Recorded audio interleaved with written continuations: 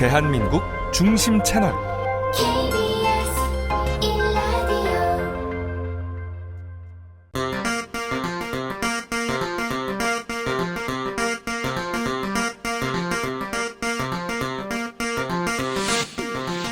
주진우 라이브 스페셜.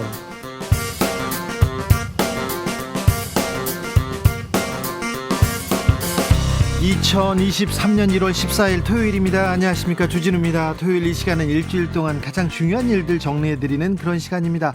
시사 1타 강사 두 분 모셨습니다. 양지열, 박지훈 변호사, 어서 오세요. 네, 안녕하세요. 안녕하십니까? 네, 새해 복 많이 받고 계시죠? 아, 새해가 됐죠. 네. 벌써 14일이에요. 많이 흘렀습니다. 2주 지났어요. 아, 왜 이렇게 새해 기분이 아직까지도 안 나지? 그러니까요. 시간은 뭐 날아갑니다. 아, 그래도 날씨가 조금 풀린 것 같아서. 아유, 그거 좀 좋더라고요. 어제 비 와서 미세먼지도 조금 가라앉고요. 아유, 참 다행입니다. 추위도 물러가나요?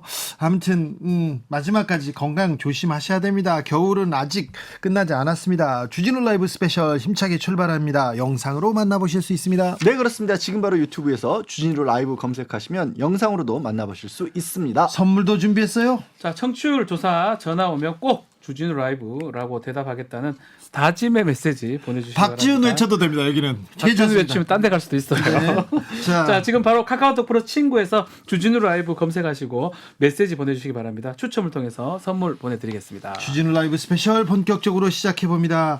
지난 화요일이었습니다. 민주당 이재명 대표가 검찰에 출석했습니다. 같이 이 자리에 동행했던 박범계 의원과 이야기 나눠봤습니다. 전직 법무부 장관이고 또 그런 움직임이 그 말 한마디가 힘이 있는데 직접 가셔서 이건 좀 부당하다, 검찰이 잘못하고 있다, 이렇게 얘기하시는 겁니까? 그렇습니다. 제가 뭐 당대표님하고 두 번 악수가 아니라 진짜 이렇게 한번 두 손을 잡았는데, 성남지청, 본청도 아니고 수원지검 성남지청의 그 현판을 보면서 제가 하늘을 참 많이 응시를 했습니다. 우리 검찰이 오늘날 왜 이렇게 됐는가. 저는 2150명의 검사 전부의 문제라고 생각하지 않습니다. 100명 안쪽으로 있는 이 수사에 총동원된 소위 윤석열 검찰의 이 선수들이 도대체 무슨 확고한 신념을 갖고서 이렇게 하는가에 대해서 정말 많은 생각들을 하게 됐습니다. 네. 검찰의 존재 이유를 다시 한번 묻습니다. 이재명 대표 검찰청에 조사를 받으러 갔습니다.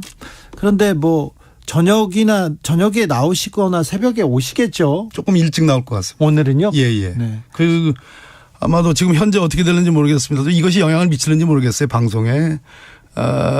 생각보다 심야 혹은 새벽에 나올 것 같지는 않고 좀 일찍 나올 것 같은데, 그렇게 되면 서로 정말 이렇게 단 하나의 접점 없는 평행선을 긋는 그런 수사, 그렇죠. 어쩌면은 모양 갖추기 수사가 아닌가, 다 정해놓고 하는, 기소를 정해놓고 하는 수사 아닌가 하는 생각이 듭니다. 오늘 뭐 영장을 친다던가 신병 확보 그러진 않겠죠? 네, 그러진 않을 겁니다. 네.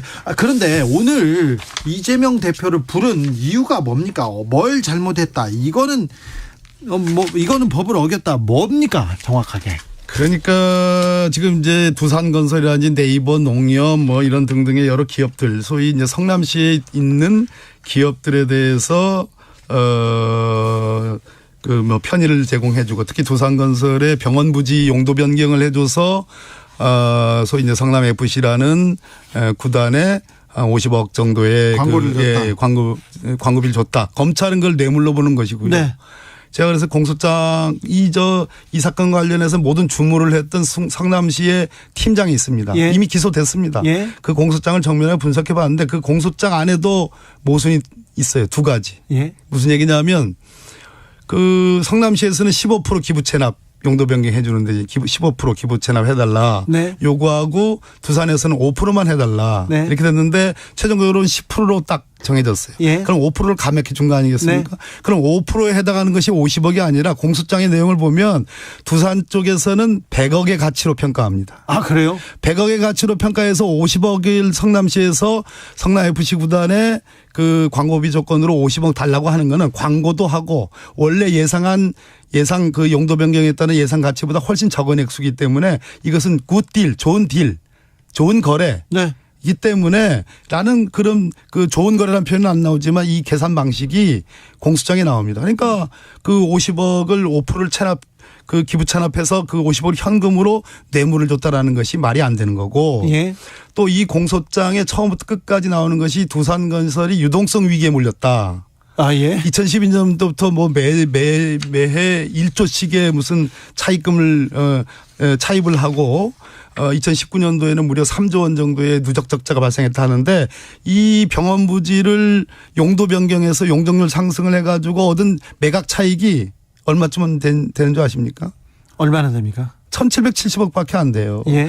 매해 1조 원의 차입금을 차입을 할 정도로 재정 상황이 어렵고 네. 유동성 위기에 몰리는 두산건설이 이거 용도 변경해서 그 유동성 위기를 해결하려고 했다라고 공소장에 써놓고 예. 그래 봤자 1770억밖에 안 된다는 겁니다. 네. 세 발이 피라는 거예요. 네. 그래서 제가 판사라면 딱 첫 공판기일 때 아니 이게 공소장만 봐도 이상하지 않습니까? 앞뒤가 좀 안 맞지 않습니까? 네. 라는 지적이 가능한 겁니다. 크게 두 부분은 이게 공소장이 말이 안 된다. 검찰의 예, 주장이. 그렇습니다. 모순이 있습니다. 이재명 대표 검찰 출석 어떻게 보셨습니까? 예, 뭐 벌써 하루가 지났네요. 그 많은 사람들이 지켜봤던 것처럼 그냥 혼자 조용히 가셔도 괜찮았을 텐데 그렇게 민주당 지도부 다 끌고 가서 갔던 모습들이 과히 좋게 보이지 않았다 이렇게 평가하는 분들이 꽤 많으셨던 것 같습니다. 갈 때는 당당하게 들어가셨는데 또 나올 때는 표정이 별로 좋지 않더라고요. 그러니까 본인 스스로도 법조인이기 때문에 아 이거는 기소될 게 분명하다 이렇게 말씀하신 것 같은데 네, 뭐 이제 재판 결과를 좀 지켜봐야겠죠. 아니 보고 싶은 것만 보고 표정도 본인이 분석합니까? 12시간 나 봤을 때 저는 표정은 좋지 이해가 안 않았어요. 돼요. 12시간 검찰청 갔다 오면 다 슬퍼요, 얼굴이. 피곤하다고 설렁탕 한 그릇 먹고 일단 저는 아니 같이 간 거는 자발적으로 간 거예요 의원들이. 그리고 지금까지 정치인들이 여당 대표 야당 대표들이 저렇게 출두할 때 안 간 사람이 있었습니까? 그 전직 대통령들도 MB도 아시잖아요 주진우 기자. MB 봐 MB. 많이 갔죠, 갔다. 맨 다 어디 출소하면 출소한다고 따라가. 정치 검찰에 뭐 네, 이게 전두환 씨도 앞에 집 앞에서 했죠. 다 따라와요. 그거 오는 거 가지고 뭐 이렇게 문제를 삼아요. 저는 안 가는 게 더 의리 없다고 생각해. 정치인들이 돼가지고 자기 정당의 대표가 가는데 거기 안 가? 김병미 의원도 비대위원이잖아요. 비대위원장 가는데 안 가봐. 그거 이상하잖아요. 저는 죄가 그거 있으면 간 안 가죠. 아 죄가 있긴 뭐가 있어 아직 모르잖아요. 무죄 추정의 원칙. 그리고 저는 뭐 어제 그 이재명 대표가 얘기했던 것처럼 검찰은 기소를 목적으로 해서 지금 수사를 하고 있는 것이고 네네. 거기에 대해서 아주 그 본인은 결백하다고 주장을 하고 있는 상황이고 법리적 검토가 있었기 때문에 앞으로 이제 법정에서 다퉈질 거예요. 지금 이 상황에서 이재명 대표가 제가 있다 없다 이렇게 얘기하는 건 대단히 부적절한 얘기라고 생각하고요. 자신감이 있으면 저는 불체포 특권은 내려놓겠다 이렇게 한번 해봤으면 좋겠습니다. 그러니까 지금 얘기 주시는 것처럼 민주당은 시종에 관한 정치검찰이 무리한 기소라고 얘기하거든요. 그 정치검찰이 무리하게 기소하고 만약에 구속영장을 무리하게 치면 대한민국 법원이 그 영장 쉽게 발부 잘 안 해주거든요. 그리고 거기에 영장 실질심사 과정을 통해서 만약 기각이 되게 되면 검찰은 완전 이재명 대표가 얘기하는 것처럼 정치검찰로 오명을 쓸 수밖에 없습니다. 근데 그런데 기각돼도 또 기소하겠죠. 아니 그런데 여기에 대해서 법원의 심사도 받기 전에 모든 것들을 막아세우는 방탄을 하겠다고 얘기를 하고 있고 거기에 덧붙여서 지금 민주당의 최고위원이랑 지도부가 다 줄줄이 검찰 앞에 함께 가고 하나 더 이전에 이재명 대표를 향했던 수사에 대한 검사들 실명 얼굴 이런 거 다 공개하게 되니까 이게 사법부의 판단을 지켜보기보다는 너무 정치행위로 일관하는 것 아니냐라는 비판을 피하기는 어렵죠. 구속영장이 청구될지 안 될지도 모르고요. 이번에 소환에도 응해서 갔잖아요. 소환 안 갈 거라고 그렇게 국민의힘에서 예측을 하고 비판을 하고 방탄이라고 얘기하는 소환 조사하러 오라 그러니까 갔고 그러면 체포영장은 발부가 안 될 거고 지금 보세요. 나중에 구속영장 문제가 어떻게 될지 몰라요. 그 미래의 일을 마치 안 할 것처럼 미래 예단에서 얘기하는 것들은 타당하지 않다고 보고요. 만약 검찰이 이렇게 할지 안 할지 모르겠어요. 구속영장 청구에 저는 그 내용도 안 된다고 생각해요. 왜냐하면 이 사안 같은 게 다툼의 여지가 너무 커요. 저 지방자치단체장이 지방자치단체에 있는 공익적 목적으로 광고를 받아온 걸 가지고 제3자 뇌물이라고 정치적 이익을 얻었다고 얘기하는 게 그건 저는 처음 봤어요. 이렇게 하는 거. 그래서 논란도 많고 또 하나는 도망이나 도주할 우리가 전혀 없어요. 대표가 어디를 도망을 갑니까? 그런 상황이기 때문에 구속영장 청구가 될지 안 될지도 모르는 상황에서 예측해서 이렇게 될 거라고 얘기하는 건 타당하지 않고 좀 지켜봐야 된다고 생각해요. 이재명 대표가 검찰에 출석했습니다. 검찰 수사 참 다방면에 참 오래도 계속됐는데 드디어 소환 조사가 이루어졌습니다. 사실 뭐 지금 이제 수사를 처음 받은 부분은 성남 FC 관련해 제3자 뇌물 혐의잖아요. 네. 근데 이미 이제 뇌물을 줬다라고 하는 두산건설 쪽은 기소가 됐습니다. 그래서 그 내용들이 다 알려져 있었고 뭐 사실상 뇌물 공유한 사람이 재판에 넘겨졌으면 공범격인데 네. 이제야 수사를 받는 것도 좀 의아한 상황이긴 그래요. 하죠. 그것도 사실 좀, 그게 되게 네. 안 맞는 거거든요. 네. 뇌물을 받은 쪽이 더 중대 범죄이기 때문에. 그렇죠. 그리고 뭐 이제 이게 과연 뭐 법적인 어떤 행위냐 정치적인 행위냐 왜 그 자리에 민주당 지도부 의원들까지 같이 가야 되느냐 여러 가지 얘기들이 입장에 따라 다를 수 있는데 이 사안이 그러니까 법적으로만 놓고 볼 수 있는 건가? 워낙 새로운 어떤 얘기거든요. 법조계에서도 없었던 지금껏 정치인이 지자체장이 우리 지자체 뭐 좀 도와주세요. 광고해 주세요. 네. 이걸 가지고 처벌받은 경우가 없죠. 그래서 아까 말씀드렸다시피 이미 기소가 된 재판에 넘겨진 두산건설 쪽의 공소장에 보면 정치적 이득을 얻었다라는 거거든요. 정치적 그러니까 이득. 정치적인 이득을 얻었다라는 걸로 뇌물로 연결될 수 있느냐 그렇게 보는 분들도 있을 거고 검찰은 그렇게 보고 있는 거고 근데 그렇게 보지 않는 쪽도 있고 이렇게 돼버리면 이게 사법의 영역과 정치의 영역이 저는 혼재돼 버린 상황을 만들었다라고 보거든요. 예. 그러니까 당 지도부가 갔던 것도 어느 정도는 또 뭐 수긍할 만도 있는 거죠. 공범으로 이제 적시가 되어 있다고 합니다. 두산 쪽에. 네. 그렇기 때문에 뭐 이재명 대표 만약에 소환에 응하지 않았다 하더라도 기소를 했을 거라고 생각이 들고 그렇죠. 소환을 이제 응하게 되면 또 장점은 있는 것 같아요. 검찰이 어느 정도 패를 갖고 있고 어떤 걸 갖고 기소를 할지를 알 수 있기 때문에 질문을 보면 다 알잖아요. 질문 뭐 저희 변호사들도 그런 것들 하지만 질문을 보면 요 정도 해서 기소를 하고 이런 증거들을 확보하고 있고 내가 파악할 수 있기 때문에 그런 의미가 있다고 봐야 될 것 같고요. 지금 양지열 변호사 얘기했지만 사실은 거의 사상 초유의 일입니다. 뭐 그 이전에 미르 재단이라든지 사건이 있다고 하지만 그 사건들하고 차이가 좀 많이 나요. 차이 나죠. 왜냐하면 지금 미르 재단은 비교하면 안 개인이었고 됩니다. 네. 요거는 시장이었거든요. 아니 그때는 그 최순실, 정유라 네. 명확하게 그렇죠. 이득을 보는 주체가 있었어요. 차이가 좀 있다고 네, 보면 결국은 지자체에 광고를 했을 때 그 광고가 아니면 그 광고하고 인허가 관련된 거 있으면 그게 부정한 청탁으로 제3자 뇌물죄 될 수 있느냐 없느냐 이런 아주 대법원까지 가야 되는 그런 사건을 보이는데 그런 경우에서 이 민주당 입장에서는 당 대표를 향한 수사라고 이제 받아들였기 때문에 그렇다면 당연히 검찰 소환에는 응하지만 지도부나 아니면 뭐 다른 민주당 의원 차원에서 같이 이제 얘기를 하는 거거든요. 또 그 입장문도 아마 그런 뉘앙스로 보이고요. 그래서 국민의힘에서는 개인적으로 나가는 게 맞다고 뭐 김병민 지금 조폭 같다 막 얘기를 이렇게 하지만 국민의힘에서는 실제 얘기했어요. 민주당 입장에서는 지금 상황상으로 좀 이렇게 밖에 할 수밖에 없지 않았을까 생각이 근데 듭니다. 민주당 내에서도 좀 다른 목소리가 있어요. 혼자서 아니면 그 좀 소수로 갔으면 굉장히 뭐라고 해야 되나 탄압받는 이미지가 더 부각되지 않았느냐 이렇게 얘기도 합니다. 문희상 민주당 상임고문은 아유 우르르 몰려가서 그거 시위하는 식으로 그런 스타일 너무 오바다 이런 얘기도 하더라고요. 뭐 조홍천 의원도 좀 세련되지 못했다라고 하는데 결과론적 얘기인 것 같아요. 만약 혼자 가게 되면 글쎄요 이 메시지라는 게 있거든요. 혼자 갔으면요 언론에서 뭐라고 했습니까? 네. 당이 이재명 버렸다. 버렸다. 그렇죠. 버렸다. 그럼 제목 딱 나옵니다. 그게 메시지라는 거예요. 네. 메시지고 언론의 어떤 그 보는 측면이기 때문에 그럼 둘 중에 어느 게 나을 것인가? 호롤단신 가서 당이 버렸다 표현이 낫겠나? 아니면 같이 가가지고 뭐 얘기를 하는 게 낫겠냐? 하면 이건 민주당 뭐- 입장에서 후자가 낫다고 봤던 것 같아요. 그렇죠. 다 뭐 판단을 했겠죠. 네. 그런데요. 김성태 쌍방울 전 회장이 태국에서 구속됐습니다.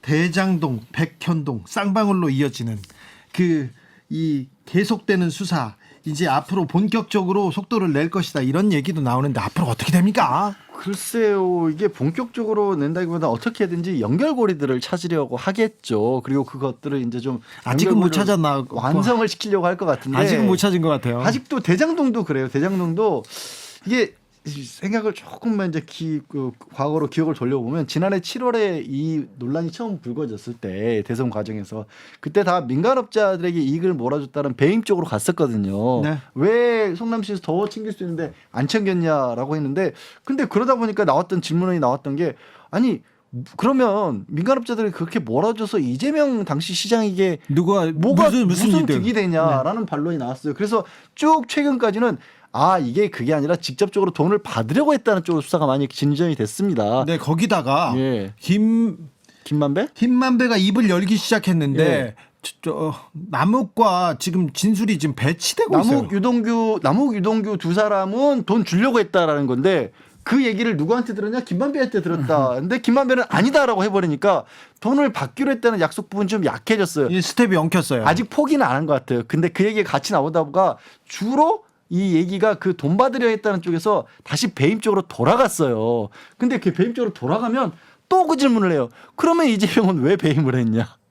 네. 이게 빙빙빙 아직까지 돌고 있어요. 해결이 안 시작은 돼요. 배임인데 아마 검찰이 원하는 거는 정치 자금 내지 뇌물로 뇌물. 가고 싶었는데 네. 다시 안 되니까 뭐 일각에서는 그래서 대장동 얘기가 좀 줄어들고 성남 FC 얘기가 나온 거 아니냐 이렇게 얘기하기도 하고요. 자, 앞으로는 이제 김성태가 중요한 상황이 될 것 같아요. 뭐 내주 다음 주 정도 되면 국내에 이제 들어올 것 같은데 김성태 전 회장이 많은 진술을 할 것이다라고 뭐 국민의힘이나 또 검찰에서 아마 기대를 하고 있는데 이것도 마찬가지예요. 아직도 이재명 대표하고 연관성이 있는 부분은 없는 거거든요. 그 지금 성남 FC처럼 공소장에 기재된 거 그 사건 말고는 나머지도 하나도 연관성이 지금 없기 때문에 어떻게 진행될지는 알 수는 없는 무슨 겁니다. 소리냐? 네. 이재명의 측근 이화영 씨가 구속되지 않았느냐? 뇌물로 구속되지 않았느냐? 그렇게 얘기합니다. 딴건이에요. 그 건은 아예 딴건이에요. 전혀 다른 카드 거예요. 쓴 거예요. 네. 법인 카드. 쌍방울 같은 경우에는 김성태 회장은 이게 뭐가 있냐면 이재명 지현재 대표에게 과거에 주어졌던 굉장히 많은 의혹들이 있어요. 대표적인 게 조직폭력배 네. 얘기였지 않습니까? 그건 사실 무근인 걸로 네. 밝혀졌는데도 불구하고 워낙 강렬한 인상을 준단 말이에요. 그런데 언론에서 계속 이 김성태 회장도 조직폭력배 출신이다. 막 이걸 계속 부각을 시키는 거예요. 그때 사실은 그 SBS 방송이었습니다만 네. 1시간짜리로 그 방송을 그렇게 만들면 사실은 뭐 하여튼 이거는 좀 무리가 있었는데 근데도 그 이미지가 너무 컸죠. 이미지가 되게 큰 거예요. 그리고 나서 뭐가 만들어졌냐면 이 변호사비 대납, 사실 쌍방울은 변호사비 대납건이거든요. 그 변호사비 대납이라는 것도 사실 저도 뭐 박 변호사도 변호사지만 한 사람 변호사한테 검찰 정관 출신이라고 20억이 넘는 돈을 줬다라는 건 그게 참 안 맞는 얘기거든요. 거기다가 어떤 분들은 아이고 MB 변호사 대납 사건하고 이렇게 비교하는데요. 그거 아닙니다. 그건 내가 화가 나는데 그건 명확하게 청와대 외교부가 법무부가 다 움직여서 변호사비를 삼성으로부터 받으려고 명확하게 근거들과 자료들이 다 남아 있고요. 거기는 실제로 삼성에서 일을 한 근거가 있고요. 그리고 삼성에서 우리가 그렇게 돈을 줬어요. 이렇게 줬습니다. 그래가지고 삼성에서 미국 변호사한테 돈을 줬는데 얼마 남았어요. 뭐 10몇만 불 남았던 걸로 기억하는데 네, 맞아요. 남으니까는요. 저기 이명박 대통령 측에서 그거 돌려달라고 간 것도 있습니다. 그러니까 이거하고는 달라요. 네. 자, 이 결국 변호사비 대납 이 사건 결국 이제 김성태 회장이 와서 어느 정도 얘기를 할 거냐 이제 이 부분인데 본인은 지금 자기 회사 문제도 좀 있어요. 횡령이나. 그게 변수입니다. 쌍방울이라는 근데 회사가 이 패턴 자체를 우리가 아마 많이 한명숙 사건이라든지 많이 알고 있습니다. 뭐 그게 옳고 그름이 다 가려진 건 아니지만 검찰이 어느 정도 뭐 예컨대 풀리 박인 같은 걸 많이 하는 거 아니냐. 수사하면서 이걸 줄 테니까 이것을 진술해달라. 그런 부분들은 법원에서도 보고 있고 대법원에서는 그런 식으로 했을 때는 증거 등이 없다라는 대법원 판례도 지금 있거든요. 그렇기 때문에 아마 검찰이 조심스럽게 하지 않을까 생각이 듭니다. 김만배 씨 그리고 김성태 씨가 어떤 발언을 쏟아내느냐. 네. 그래서 이 수사는 어디로 향하느냐 참 궁금합니다. 자. 국민의힘 전당대회 일정이 확정됐습니다. 그런데 이 변수가 있어요. 나경원은 출마를 할까요? 말까요? 어떻게 될까요? 페북에다 이런 글을 썼어요. 바람에 나무가 흔들려도 숲은 그 자리를 지키고 바위가 줄기를 막아도 강물은 바다로 흘러간다. 출마할까요? 말까요? 정치발전소 장현장에서 일단 먼저 짚어봤습니다. 나경원 전 의원이 대통령실에 대통령께 심력 끼쳐 죄송하다면서 사의를 표명한다 이렇게 사의를 전달했다고 했는데 대통령실에서 우린 들은 바 없다 이렇게 얘기했어요. 이게 뭔가 엄청나게 꼬인 것 같습니다. 글쎄 말로 김대기 비서실장에게 문자로 나는 그만둘게요라고 했는데 김대기 비서실장은 연락받은 거 없는데요 이런 식으로 얘기를 했는데 진위 여부는 좀 파악을 해야 될 것 같은데 뭐 나경원 부위원장이 사의 표명 안 하고 했다라고 하기에는 좀 그거는 좀 말이 안 되는 것 같다라는 좀 생각이 들고 사의 표명을 했다라는 것은 나 당대표에 출마할 거야. 결심이 섰어. 네. 타이밍만 보고 있어라는 의지의 표현이 아닌가라는 생각이 듭니다. 네. 뭐 실제로 그런 얘기가 많이 돌고 있는 것인데요. 근데 과연 정말 출마할 수 있을까에 대해서도 퀘스천 마크가 찍혀 있는 게 사실이에요. 실제로 대통령실에서 상당히 불쾌해. 대통령실이라고는 좀 그럴 것 같다. 대통령 자체가. 주말부터 대통령실 주변에서 계속해서 나경원 전 의원을 때리는 예. 비판하는 그 수위 높은 목소리가 계속 나옵니다. 그렇습니다. 저출생과 관련된 정책에 대한 것뿐만 아니라 여의도 정치권 일각에서는 나경원 전 의원의 주변에 있었던 여러 가지 사건들을 개인적인 뭐 이런 얘기들이 털릴 수 있다. 그러니까 가장 좀 그 치졸한 방식의 방법이 나올 수도 있겠다라는 얘기가 나오고 있습니다. 근데 그게 이제 일종의 설마요. 그럴 리가 없겠죠. 설마 그럴 리는 없을 거라고 생각하는데 대통령실 분위기는 상당히 격앙돼 있다는 겁니다. 그러니까 나경원 전 의원이 당대표에 출마할 거면 아예 처음부터 저출산 고령사회위원회 부위원장과 기후위기 대사를 받지 말았어야 됐다. 왜 그걸 받고 당대표도 고민하냐. 양손에 떡 들고 고민하면서 이른바 대통령을 자기 정치에 활용하는 거 아니냐. 있을 수 없는 태도다라는 비판이 나오는 것이고요. 실제로 그 문제에 대한 뭐 분노 뭐 이런 것들이 있다는 거 아니겠습니까? 저는 그러니까 지금 나경원 부위원장의 출마 여부를 놓고 대통령실에서 보이는 저러한 반응들이 정말 너무나 비상식적이고 비합리적이고 비민주적인 일들이 여권에서 지금 벌어지고 있다라고 비판하지 지금 않을 수 없어요. 네, 가지치기 하는 것 같아요. 윤핵관 아니니까 정리하는 것 같아요. 룰 바꾸더니 이제 얘도 안 돼, 쟤도 안 돼. 그런 거 아닙니까? 그러니까 민심 1등 유승민 출마 못하게 네. 당원당규 개정해. 당심 1등 나경원 출마 못하게 압박을 가해. 결국에는 윤심 1등 이 사람만 당대표로 만들겠어. 그러니까 김기현 의원 딱 놓고 그냥 네. 찬반 투표를 하거나 네. OX로 딱 결정을 하거나 이런 방식으로 하는 게 맞다. 이런 비판도 나오죠. 제가 이명박 정권, 박근혜 정권 다 경험을 해봤지만 그 당시에도 자신들이 만들고자 하는 당대표에 대해서 말 못했잖아요. 적은 네. 있어요. 많이 그래도 이렇게 노골적이지 않았죠. 그런데 경쟁자 후보를 네. 너 출마하면 가만 안 둘 거야 하면서 룰 바꾸고 협박을 하고 이런 적은 처음인 것 같습니다. 왜 이렇게 됐는지 저는 그러니까 이해가 되지 사실 않아요. 정치권 안에서는 이명박 박근혜 때보다 더하다. 예. 그래서 거의 그런 얘기가 계속 나오잖아요. 그럼요. 전두환 정권급이다.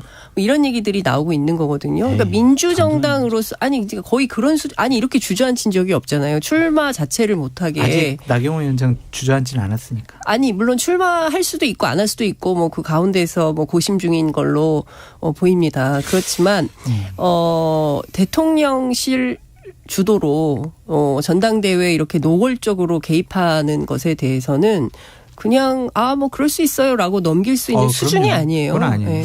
잘못된 일이고. 근데 당 안에서 저는 너무 조용하고 그러게요. 눈치만 보고 이 아무도 문제 제기를 안 하고 있다는 것 자체가 저는 굉장히 큰 문제라고 생각합니다. 누군가 얘기를 해야 되는데 전화 통화하면 세게 얘기해요. 그런데 밖에 대고 얘기를 안 하죠. 익명으로만 얘기합니다. 공천 때문에 그렇죠. 괜히 용산에 밑보이면은 나 공천 못 받을 거야. 그러면 나는 재선되거나 삼선될 그럴 기회조차도 나는 박탈이 돼. 그래서 나는 그냥 조용히 있는 게 낫겠어. 눈치나 좀 보자. 누가 당대표 되면은 그 당대표한테 그냥 충성하고 윤석열 대통령한테 다른 소리 하지 않겠어. 그래야 내가 오래 살 수 있는 길이야라고 의원들이 생각을 하고 있는 것 같아요. 그러니까 생계형 정치인 그냥 직업으로서의 정치 수준도 안 되는 겁니다. 아니 그렇게 네, 국민의 세비를 받으면서 일하시는 분들이 대통령 눈치 보면서 본인의 정치 생명만 연장하겠다는 방식으로 하는 게 과연 맞나요? 윤심만 보고 가면 결국 민심의 심판 받을 텐데요. 본인은 그렇죠. 그렇게 생각 안 해요. 왜 안 이재명 해요? 당대표 사법 리스크 봐라. 곧 구속당하고 체포당하고 민주당은 비리 집단으로 몰아붙일 거야. 민주당 의원들 몇 명 더 조사해야지. 그렇게 되면 국민들이 민주당 지지하겠어? 민주당 의원들을 안 뽑을 거야. 결국에는 국민의힘 의원들 뽑을 거고 그렇다면 공천 받아야 돼. 네. 그거죠. 그 생각한다고요? 만사공천. 근데 굉장히 재미있는 포인트인데 제가 오늘 취재한 의원들은 어떤 얘기를 하냐면 이미 총선은 윤석열 심판이다. 이제 이런 얘기를 해요. 국민의힘 의원들이요? 아니 민주당 의원들이 민주당에서? 그런 얘기를 하는 그런데 거죠. 지금 지지율만 보더라도 네. 지금 부정이 긍정보다 훨씬 높기 때문에 윤석열 간판, 윤석열 깃발로는 총선에서 쉽지 이기기 않은 거 아니에요? 어렵다. 근데요. 수도권 네, 같은 먼저 경우에서 예.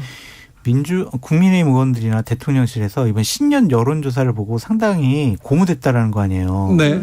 우리 뭐 부정평가 높고 국민의힘 지지율 그렇게 높지 않지만 민주당 이재명 당대표 부정평가 더 높고 같거나 더 높고 민주당 지지율 우리보다 낮아.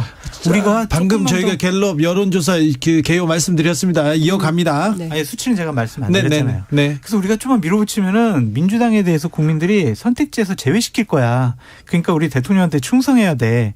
그렇게 생각하고 있는 것 같아요. 근데 뭐 오늘 보신 것처럼 이게 지금 계속 대선 연장전이거든요. 네. 이게 안 끝납니다. 0.73% 차이로 됐기 때문에 민주당도 국민의힘도 서로 승복하지 않는 거예요. 그러니까 서로 인정하지 않습니다. 그러니까 협치나 타협이나 이런 건 기대하기가 매우 어려운 상황이고 이 분위기는 총선까지 계속 간다고 보는 거고 민주당은 이제 이재명 대표가 오늘 동뜬 대로 앞으로는 이제 윤석열 심판론 가지고 세게 붙어서 가겠죠. 근데 거기에 맞불을 또 국민의힘은 놓겠죠.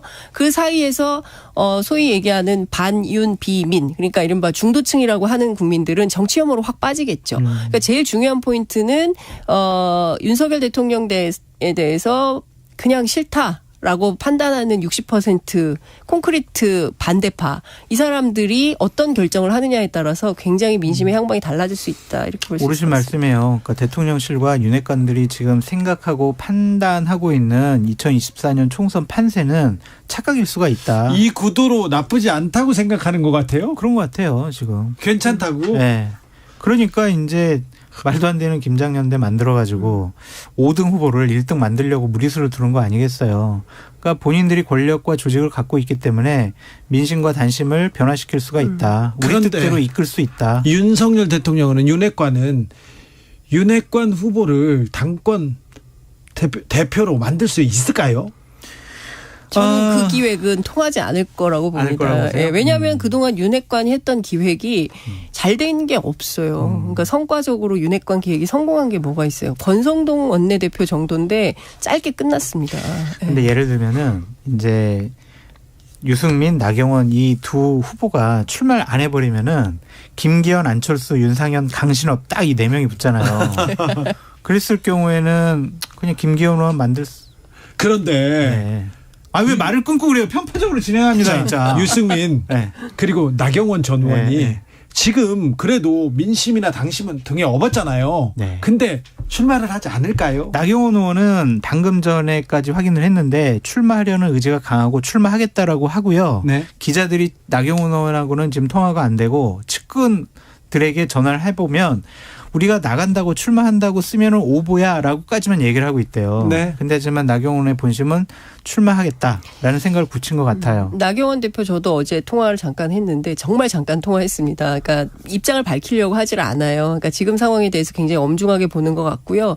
그렇지만 상당히 화가 난 눈치다. 왜냐하면 어찌됐든 그렇죠. 네, 대통령 며칠 동안 그렇게 두들겨 맞았잖아요. 예, 당한 것이고 결과적으로는 거의 그만두라는 태도 아니었습니까? 그러니까 뭐 결과대로 그만둔 거고 오늘 이철규 의원하고 만나서 무슨 얘기를 했는지 확인을 좀 해봐야 되겠지만 아, 왜 출마하려고 그래요? 그냥 출마하지 마세요. 이렇겠죠. 그러니까 저는 근데 그것도 사실은 되게 웃기는 거예요. 이철규 의원은 국민을 대리해서 국회로 갔는데 대통령의 입장을 대신해서 나경원 전 의원을 만나서 얘기를 했다면 그것도 문제 아닙니까? 근데 나경원 의원의 처신도 썩 좋아 보이지 않아요. 왜 지금 이철규 의원을 왜 만나요? 눈치 보겠다라는 거 아니에요? 탐색하겠다는 거 아니에요? 아직도 뭔가 미련을 갖고 있다라는 그러한 표시입니다.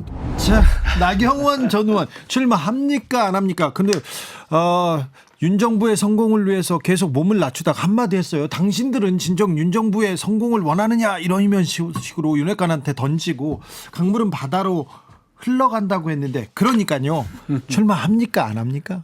어떻습니까? 우리 박지훈 변호사는 앞부분 있죠. 네. 숲은 자리를 지킨다라는 거기에 좀 중심을 둬서 안 한다는 생각을 하는 것 같고 박지훈 변호사 저는 강물로 흘러간다는 쪽에 둬서 출마한다는 쪽에 생각을 드는 것 같아요. 타이밍을 놓친 것 같다는 생각이 자꾸 듭니다. 그래요? 이 아주 뭐 이번 주 내도록 나경원 부위원장 얘기가 나왔는데요. 핫합니다. 뭐 얘기했다가 사회수석이 또 노발대발하고 대통령실에 문자로 넣었다가 왜 문자로 넣었냐고 그런 거 안 된다니까 또 서면으로 넣었다가 애지중지한다는 얘기도 있었고 여러 얘기가 있었는데 그 타임에 한 번 정도는 사표를 내면서 당권 도전하겠다 얘기를 했어야 되는데 계속 당권 도전 얘기는 고민하겠다 얘기를 못했거든요. 결국은 마지막 저 SNS가 뭐 여러 해석의 가능성은 있지만 전 연장선상으로 보거든요. 그럼 연장선은 그러면 나경원 전 의원 출마 못한다. 안 한다고 봐요. 안 한다? 못하고 안 하고 이렇게 봐야 될 것 같아요. 양절 변호사. 근데 저도 이게 이 한 주를 지나는 내내 저도 왔다 갔다 하고 있는데 일단 하는 쪽으로 생각해보면 가장 큰 근거는 정치인이 여론조사에 1위를 압도적으로 했었을 때 중간에 포기하는 사례를 본 적이 없어요. 그렇죠. 이건 완전히 지금 나경원한테는 엄청난 기회가 왔다고 자기는 생각할 거예요. 뭐 흔히 윤석열 대통령에게 썼던 별의 순간이라는 뭐 할 수 그렇죠. 있는 그런 순간이거든요. 그런데 반면으로 또 정치권에서 여의도에서 도는 얘기는 이전에 나경원 전 의원 도와줬던 사람들이 주변에 없다. 나가도 일할 사람이 없을 것이다 라는 얘기를 하고 있고요. 그러다 보니까 또 아닌 것 같기도 하고 시간이 너무 길어진가 싶었는데 또 SNS에 바다로 흘러간다고 하니까 나올 것 같기도 하고 나온다는 얘기 같은데요. 저는 그래서 안철수 의원에게 기대를 해봅니다. 자, 근데 안철수 의원이 계속해서 나경원 출마해야 된다. 출마론을 띄웁니다. 이건 어떻게 봐야 됩니까? 안철수 의원이 통합을 걸고 출마를 할 것 같아요. 출마를 하라고 안철수 할 것 같아요. 의원은 좀 이해관계 좀 달라요. 안철수 의원은 다자구도가 됐을 때 유리하거든요. 그렇죠. 여기 지금 친윤, 비윤 여러 얘기가 있지만 여러 명이 나와서 안철수 후보는 우리가 자주 느꼈지만 항상 그 어떤 포지션이 있어요. 그만큼은 있는데 또 그 이상 국민의힘이라는 새로 들어간 당에 그 이상은 없거든요. 그래서 만약에 여러 명이 나온다 그러면 2등 정도 해서 결선 가서 뭔가 파란을 일으킬 수 있는 막 그런 가능성을 지금 두고 있는 게 아닌가. 또 한편으로는 만약에 그냥 김기현, 안철수 두 사람 정도 윤상현 지금 도전하고 있지만 그렇게 되면 안철수 후보는 좀 가능성 적다고 본인은 보는 것 같아요. 많은 사람이 나와서 그렇죠. 경쟁을 좀 해주기를 바라는 것 같습니다. 그거를 저는 나경원 전 의원은 거꾸로 기회로 볼 것 같아요. 안철수 의원이 나와준다라면 다자구도가 되고 결국 안철수 의원은 내 쪽으로 통합이 될 것이다. 그러면 오히려 승산이 있을 수 있다는 생각을 할 수 있을 것 같아요. 자, 친윤은 김기현 쪽으로 이렇게 힘이 쏠립니까? 벚꽃도 이제 하고 북도 치고 하는 걸 봤을 때는 좀 따라도 하고요. 벚꽃 하더라고요. 예, 김장연대 얘기를 하잖아요. 이른바 거의 뭐 친윤 쪽으로 거의 이제 김기현 의원 쪽으로 지금 다 쏠려 있는 모양새고, 근데 김기현 대 반윤 뭐 이렇게 비윤이라 표현하기 맞는 것 같은데요. 그런 구도로 지금 가는 모양새입니다. 교통 정리가 되는 것 같아요. 권성동 의원이 불출마를 선언했는데 그게 이제 교통 정리를 한 것 같아요. 김기현이 나가고 권성동은 빠지고 예. 뭐 그런 식으로 장제원은 도와주고 뭐 이렇게 정리가 지금 되는 모양새입니다. 저도 이제 그 부분 때문에 이제 정리가 됐다라는 생각도 들지만 한편으로 김기현 의원이 너무 강조를 해요, 그거를. 예. 이 어퍼컷 세레모니에 그렇죠. 대선 경선 과정에서 지금 윤석열 대통령이 썼던 북까지 와서 치고 그러다 보니까 이게 혹시라도 하는 불안감을 가지신 분들이 생길 수 있을 것 같다는 거죠. 이게 어떻게든 윤석열 대통령과 조금이라도 연이 닿거나 검찰 출신이거나 그 이렇지 마케팅이죠. 않으면 네. 나는 내 자리가 불안할 수도 있다라는 생각을 하시는 분들이 늘어난다면 네. 그러면 대안을 나경원을 찾을 수밖에 없거든요. 네. 거기 달리지 않을까. 지금 그래서 당심 뚜껑을 열어보면 지금 선두에 김기현보다는 훨씬 나경원 후보가 지금 앞서 달린다는 거 아닙니까? 그러니까 당원 100%로 갈 경우에 그리고 의외로 뭐 대구 경북을 비롯해서 핵심 보수 지지층이라고 할 수 있는 당심도 딱 완전히 윤석열 대통령을 기울진 않아요. 그러니까요. 그게 변수예요. 그게. 예를 들어서 정치인으로서 지금 우리 양재열 변호사 말씀하셨는데 정말 별의 순간 정말 가야 될 길로 보이죠. 1위를 하고 있는데 1등을 하고 있는데 안 나갈 이유가 뭐가 있습니까? 그렇죠. 만약에 당권을 잡는다면 그렇지만 현실적으로는 저는 아니라는 거예요. 현실적으로는 또 대통령실이나 대통령의 말들도 우리가 눈여겨봐야 되는데 아주 아낀다. 뭐 그런 얘기들이 나오거든요. 나경원한테 애정이 크다. 아끼니까 못 보내. 예, 그런 얘기가 뭐 정말인지 뭐 어떤 정치적 수사인지는 알 수는 없지만 애정이 커서 하지 말라고 하는 그런 게 어디 있어요. 나경원 위원장, 부위원장 입장에서 이제 뭐 부위원장 사퇴를 했으니까 아닐 수 있지만 나경원 전 의원 입장에서는 또 다른 어떤 뭔가가 있다 그러면 요거를 놓고 다른 걸 할 수 있는 여지가 있는 거거든요. 사실 주초에는 아니 무슨 나경원 전 의원이 그 이른바 그 저출산 고령화 사회 대책위원회 그거 부위원장으로서의 정책과 관련된 얘기 한마디 했다고 그렇게까지 막 진짜 두들겨 패야 될까 싶을 그렇죠. 정도의 반응이 나왔거든요. 아마 나 전 의원도 그 부분을 가지고 깜짝 놀라지 않았을까 싶은데 그래서 저는 나경원 전 의원이 내가 나간다고 해서 꼭 당신들하고 척지는 거 아니다라는 메시지를 보내면서도 포기는 못하고 있는 것 같아요. 네. 아니 나경원 전 의원이 사실 굳이 따진다고 하면 윤석열 대통령하고 네. 학교 출신도 그렇고 배우자도 가깝다고 하고 굳이 멀어질 이유는 없거든요. 아니 그리고 나라고 안 될 거 뭐 있어? 친윤이라고. 네. 나라고 안 될 거 뭐 있어? 거기다가 예. 당대표가 되지 않습니까? 그러면은 자기 사람들을 이번에 총선에 쭉 출마를 시키고요. 그다음에 대권으로 가장 성큼 맨 앞으로 걸어 나가는데 이걸 포기한다고요. 결기라고 하거든요. 이거를 뭐 정치적 결기라고 할 수 있는데 결단력. 그러니까 뭐 나경원 의원 뭐 제가 없다 이런 말은 절대 아닙니다. 그 역사적이라 뭐 경험적으로 봤을 때는 지금 그 단계가 됐는지는 참 모르겠습니다. 그러니까 이게 저는 타협점을 찾고 있는 것 같아요. 네. 뭐냐면 윤석열 대통령이 그리고 있는 그림에 나도 협조적으로 갈 수 있다. 지금 친윤이라고 불리는 사람들만이 꼭 그 역할을 할 수 있는 건 아니다. 그렇죠. 내가 당 대표가 된다 그래서 유승민이나 또 이준석 이런 같이 하진 않겠다. 그 계열로 가는 건 아니다. 라는 메시지를 그러기 내면서 때문에 결국은 결단을 못 내리는 거거든요. 근데 그 시간은 놓친 거예요. 예. 결국 윤석열 대통령한테 그 시간이 넘어간 겁니다. 시사 일타 강사들도 나경원 그래서 저는 행보에 대해서는 아유 정말 나경원 부위원장이 약간 손해나 위험 부담을 감수하고 결단을 내리지 않는 이상은 결국은 윤석열 대통령한테 이 모든 게 넘어가 버렸고 도전하지 않으면 어떻게 얻습니까? 결국은 그래서 제가 계속 얘기하지만 예전 어떤 정치적 어떤 행보를 봤을 때는 결국은 못할 것이다라는 생각이 듭니다. 쿠키뉴스가 한길 리서치에 의뢰해서 지난 7일에서 9일까지 국민의힘 차기 당대표 조사 이렇게 결과 이렇게 발표했습니다. 당심에서 나경원 앞서 달린다 이렇게 얘기하고 김기현은 따라온다 이렇게 얘기했는데요. 자세한 내용은 중앙선거 여론조사 심의위원회 홈페이지 참조하시면 됩니다. 여러분께서는 지금 주진우 라이브 스페셜을 듣고 계십니다. 주진우 라이브 스페셜. 지금요 국민의힘 당권 경쟁을 하는 사람들이 다 무슨 얘기를 하냐면 비전, 정책, 미래 얘기하지 않고요 윤심 얘기합니다. 나 윤석열하고 가깝다. 윤석열 정권을 성공시키기 위해서 내가 돼야 된다 이 얘기를 하고요. 다 TK 대구 경북에 가가지고 내가 적자다 아니다 내가 사위다 며느리다 다 그 얘기만 하고 있습니다. 이럴 때 김건희 여사가 대구 방문했습니다. 대구 방문 어떻게 보셨는지 대통령실의 행사 하나하나는 어떤 의미를 갖는지 탁현민 전 청와대 의전비서관에게 이야기 들었습니다.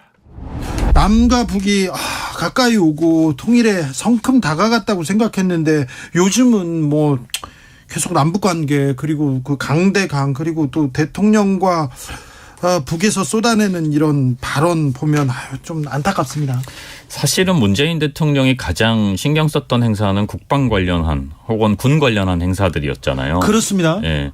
그리고 재임 중에 여러 군 자산들 그리고 심지어는 뭐 가장 근본적인 군 관련 예산을 가장 많이 확보하고 또 지출했던 정부이기도 하고. 군 예산을 너무 많이 쓴다고 저는 비판했었어요 그때. 그래서 어떤 의미에서는 평화를 추구했던 대통령이었지만 네. 동시에 군 관련한 것들을 늘 계속해서 우리 국방력의 신장과 강화를 위해서 노력했던 대통령이기도 하죠. 이 양적 측면이 다 있는 거죠. 예. 단적으로 예를 들면 제가 기억하는 거는 그 당시 북한이 계속 미사일 쏘고 막 이랬을 때 아마 국내 우리나라에서 처음으로 대통령이 그렇게 지시를 하셨던 우리는 쏠 게 없냐.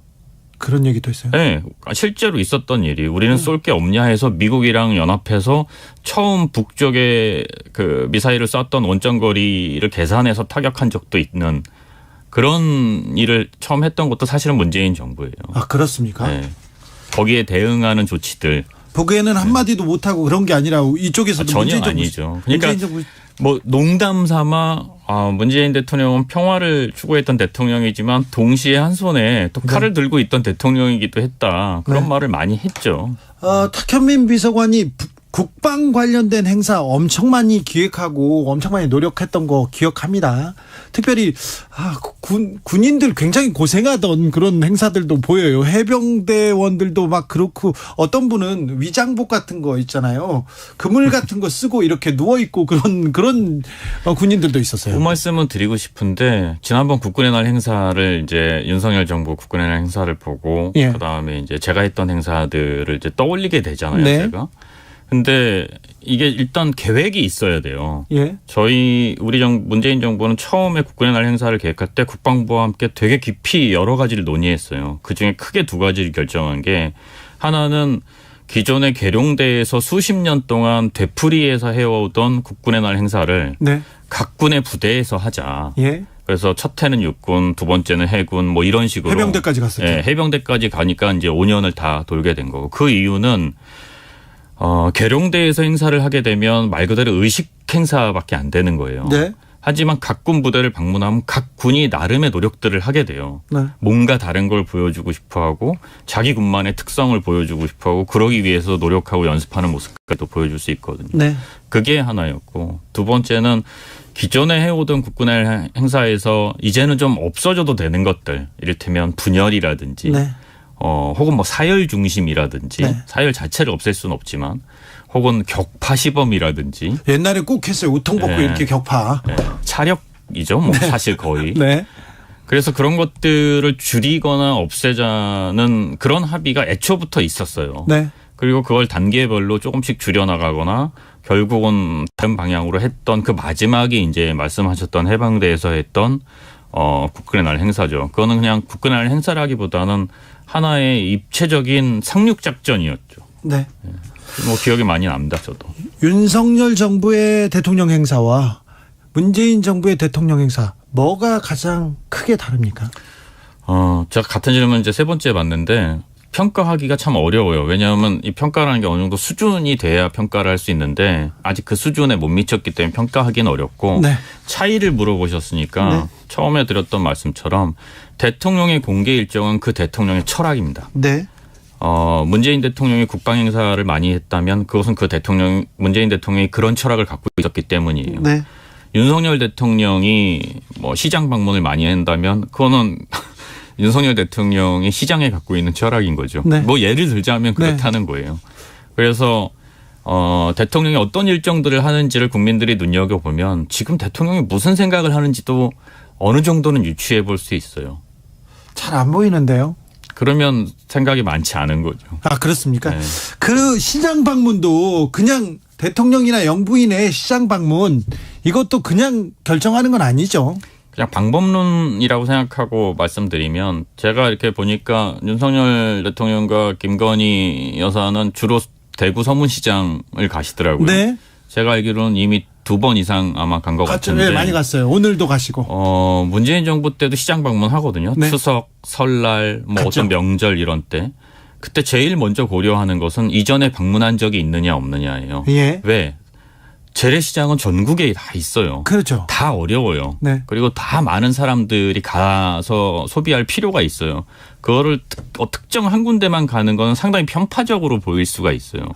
실제로도 편파적이고. 예. 그러면 뭐 예를 들어 올해는 대구에 갔으면 내년에는 광주에 가는 게 상식적인 기획의 어떤 카테고리죠. 아, 네. 근데 이제 그런 모습이 안 보이고. 두 번째는 시장에 가면 뭘 할 거냐. 네. 가장 많이 하는 게 정말 지긋지긋한 모습이 어묵 먹고 떡볶이 먹고 떡 싸 먹고 그렇죠. 따봉하는 거 아니에요. 네. 그리고 박수 치고 네. 그걸로 과연 시장 방문의 어떤 의미를 살릴 수 있을까? 시장 방문이라는 건 실제로 그 재래시장의 물건값이 얼마나 싼지 네. 거기에 얼마나 따뜻한 말들이 오가는지 이걸 보여주고 싶은 거 아니에요. 예. 대통령과 여사님이. 네.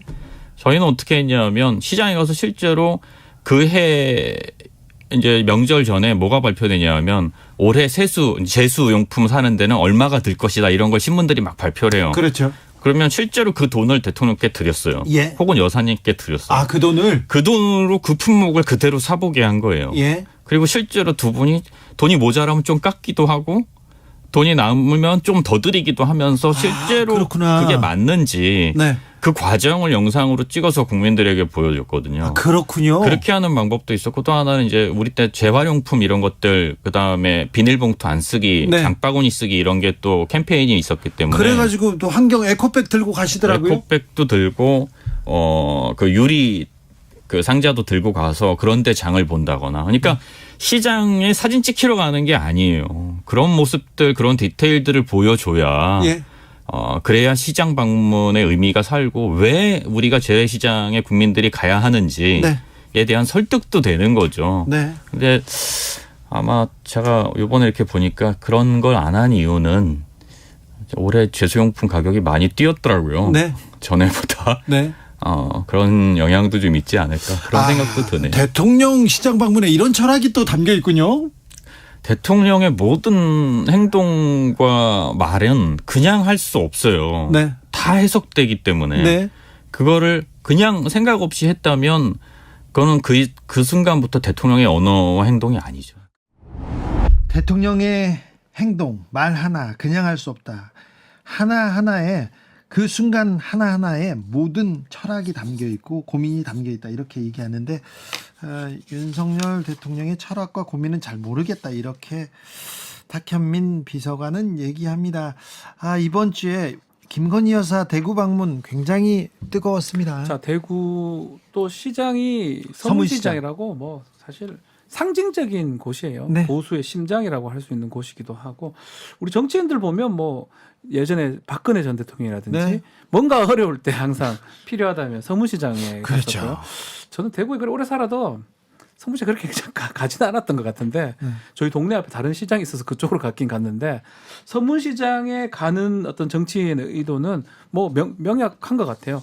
그 결집한다든지 보수 결집 그 의도가 있는 것 같고 이번에 또 가서 먹는데 납작만두를 또 먹더라고요. 네, 그 납작만두는 대구에 아주 유명한 만두입니다. 그래요? 그래요? 뭐 대구에서 유명한데 사실 타지에 오면 그거를 이게 무슨 만두냐 이라고 할 정도로 그렇죠. 대구 사람들 입장에서는 그게 되게 다른 지방에 갔을 때 제일 먹고 싶은 거 물어보면 납작만두. 그래요? 근데 딱 콕 집어서 그 납작만두를 먹고 제 스타일이에요. 이 저는 얘기가 그래서 기사 그거는 나오더라고요. 그냥 한 게 아니에요. 그 납작만두가 좀 죄송한 얘기지만 그냥 밀가루에 안에 당면 조금 더 가 있는 게 다거든요. 일반인이 봤을 때는 이게 왜 만두냐 이렇게 할 정도로 일반 타지 분들이. 근데 그 얘기를 했다는 거는 결집 효과. 뭐 원래 갔던 거는 아마 명절 전이니까 하는데 왜 하필 대구 서문시장이? 근데 네. 박지훈 변호사 얘기를 들으면서 첫 번째 큰 물음표가 박지훈 변호사도 그랬잖아요. 정치인이 대구 서문시장을 갈 때는 가진 의미가 있다. 예. 김건희 여사가 지금 정치인이라고 봐야 되나요? 봐야죠. 뭐 지금 정치적 행보로지요. 아니 보통 이게 대통령 배우자라고 했을 때 뭐 정치인의 배우자도 그렇지만 보통은 역할 분담을 하잖아요. 자연스럽게 그 뭐 또 대통령이 공개 행사에서 보여주는 모습이 있다라면 그런 공개 행사에서 챙길 수 없는 좀 배후에 있거나 아니면 조금 우리 사회에 좀 뭐 손길이 닿지 않는 것을 주로 배우자들은 가서 이게 대통령이 공식적으로 챙겨야 되는 부분도 있지만 배우자는 이런 부분을 챙기는구나 뭐 봉사활동을 한다든가 뭐 보육원이 됐든 뭐 자원봉사를 해서 어디 뭐 좀 불우이웃이라든가 이런 곳을 가는데 박 변호사 얘기한 것처럼 대구 서문시장은 저는 딱 보는데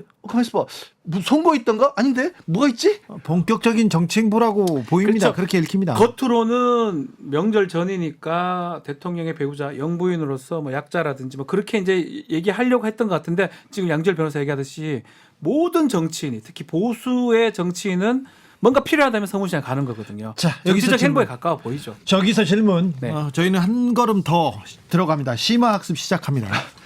김건희 여사가 서문시장, 대구 서문시장 방문한 거를 나경원 전 의원은 어떻게 생각했을까요? 김기현 의원은 어떻게 생각했을까요? 안철수 의원은요? 자, 각각. 어렵네요. 어렵죠?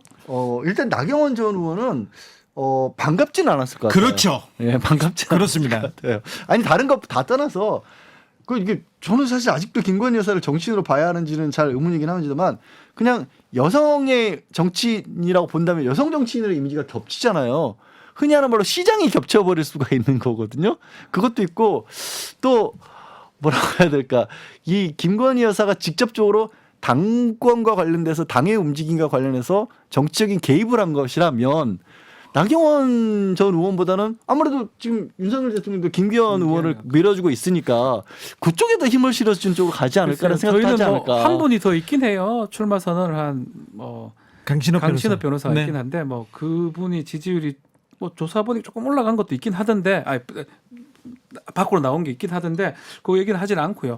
만약에 한다면 강신업 변호사가 가장 유리한 건데 네. 그분을 뺀다 그러면 남은 사람은 김기현 의원이라고 봐야 되겠죠. 그렇죠. 그럼 만약에 나경원 전 의원 입장에서는 그게 그렇게 간다는 게 도움이 될까요? 어느 쪽으로 봐도 만약에 뭐 그럴 별 가능성은 없지만 강신업 변호사 쪽이라도 별로 탐탁지는 않을 것 같고 그리고 제가 말씀드린 것처럼 어쨌든 여성으로서의 이미지를 이쪽이 한쪽이 가져가는 것도 별로 탐탁지 않을 것 같고 자, 강신업 또 변호사. 다른 것도 있을까요? 네, 강신업 변호사 그리고 또 유튜버들 보수 유튜버들이 최고위원회 출사표를 던졌습니다. 김세희 씨, 그다음에 신혜식 씨. 자, 이런 분들은 돌풍을 일으킬 수 있을까요? 저는 지금 계속 무시하고 별로 이렇게 별거 아니거다 희화시킨다 이렇게 얘기하는데 저는 아닌 것 같거든요. 예전에 뭐 이렇게 당신 민심 비율이 있었다면 모르겠지만 지금 당원 100%예요. 네. 더더군다나 현장 투표의 가능성도 지금 있거든요. 그렇다면 오히려 조직이 좀 센 게 낫고 좀 다들 모르겠지만 그 유튜버요. 네. 다 100만에 가까워요. 그러니까요. 그리고 막강한 또 이런 얘기하기 뭐 하지만 지령이 떨어지면 움직일 수 있는 게 오히려 낫단 말이에요. 보통 그러니까 쉽게 볼 건 아닌데 지금 주류 언론이나 이런 데서는 아유 뭐 그 사람들이 되겠냐 이렇게 하고 그냥 하는데 진짜 지금 전당대회 나 2달 정도 남았거든요. 3월 8일이기 때문에 네. 어떤 일이 일어날 줄은 저는 또 합칠 수도 있고요. 조직력, 자금력은 또 만만치 않은데. 그렇기 때문에 저는 그렇게 쉽게 볼 건 아닌데. 신의 한수 같은 경우에는 140만이 넘는 네. 걸로 제가 알고 있고 거의 넘버원이에요. 그리고 그래서인지 출마 선언을 했었을 때 김기현 지금 의원이 방문을 했던 거 다녀왔었어요. 네, 다녀갔어요. 그리고 이게 되게 저는 살짝 우려스럽기도 한 게 뭐냐면 이분들을 뭐 무시한다 이런 게 절대 아니고 막강한 힘이 있는데 그렇다고 해도 이분들이 정치적으로 전반적으로 검증이 된 건 아니잖아요. 그러니까 굉장히 응집력 있고 결집된 강한 힘을 가진 건 맞는데 넓게 정치인으로서 검증된 분은 아닌데 현재 상황으로 보면 될 수 있어요. 그렇죠. 충분히. 왜냐하면 140만이나 되는 구독자가 만약에 누구 한 정치인에 대해서 뭐 좋지 않은 쪽으로 이렇게 만약에 그분이 예를 들어서 얘기를 한다 그러면 그거 감당 못해요. 그렇죠. 그래서 그 어마어마한 힘이 이게 폭이 넓진 않은데 한쪽으로 굉장히 강하게 쏠려 있는 이 힘들이 대한민국 정치권에 주는 파장 이 부분을 좀 주목해서 볼 필요는 있다고 봐요. 자, 돗자리 펴보겠습니다. 다음 주 신문 1면 주인공은 누가 됩니까? 박준 변호사. 자, 지금 얘기했는데 저는 오히려 뭐 신혜식 씨라든지 보수 유튜버가 한번 등장할 것 같습니다. 지금 나올 때가 됐어요? 딱 타이밍이거든요. 그래서 뭐 명절 전이라서 다른 어떤 정치적 행보들이 있겠는데 제가 나경원 부위원장이 저렇게 뜰지 몰라서 지난번에 못 맞춰서 아예 그냥 다른 쪽으로 저는 나경원 전 의원 쪽으로 갈게요. 네. 너무 정확한 답이라서 거의 예측 가능한 답이라서 아니 그게 아니라 나경원 네. 전 의원이 출마를 안 하면 묻히죠. 네. 출마를 한다는 의미에서 해서. 일면이라는 얘기예요. 저는. 그렇죠. 네. 아, 별의 순간을 잡을 수 있을지. 지금 정치 인생의 가장 핫한 지금 스포트라이트예요. 지금 네. 며칠째 지금 받고 있어요. 모든 걸 받고 있는데요. 네, 그런데 여기서 만약에 멈추면 그냥 사그라들 텐데 나경원 전 의원은 어떤 결심을 할지 이번 주 정가에도 계속 이 문제가 크게 파문을 일으킬 것 같습니다. 그리고 김성태 씨, 쌍방울의 김성태 씨가 귀국하는 것도 마찬가지고요. 자, 좋은 희망적인 뉴스는 없고요. 그냥 정치권 뉴스네요.